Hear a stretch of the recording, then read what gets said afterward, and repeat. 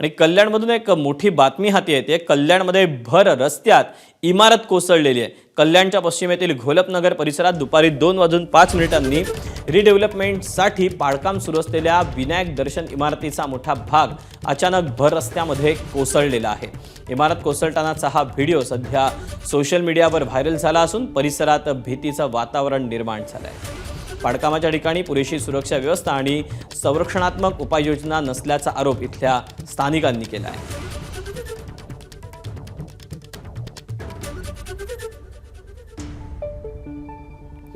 तेव्हा कोणीतरी आपल्या मोबाईलमध्ये हा जो व्हिडिओ आहे हा चित्रित केलेला आहे आणि त्यानंतर हा सोशल मीडियावर मोठ्या प्रमाणात व्हायरल झालेला आहे।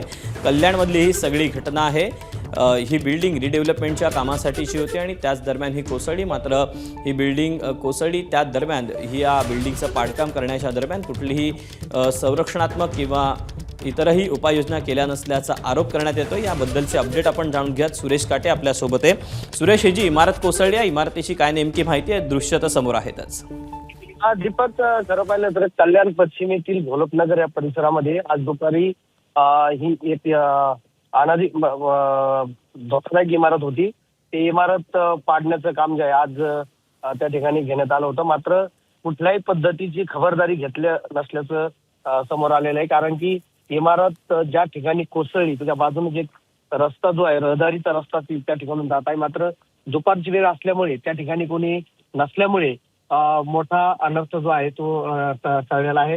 त्यामुळे अशा पद्धतीने जर महापालिका असेल किंवा ज्या ठिकाणचे बांधकाम व्यावसायिक असतील अशा इमारती जर पाडत असतील तर त्याची काळजी घेणं महत्वाचं आहे। मात्र या ठिकाणी कुठल्याही पद्धतीची काळजी घेतलेल्या नसल्याचं आपल्याला या दृश्यामधून दिसत आहे।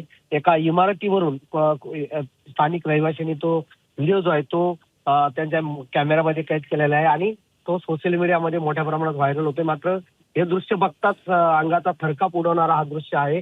त्यामुळे मोठा त्या ठिकाणी जी घटना जी आहे ती टळलेली आपल्याला पाहायला मिळते या ठिकाणी।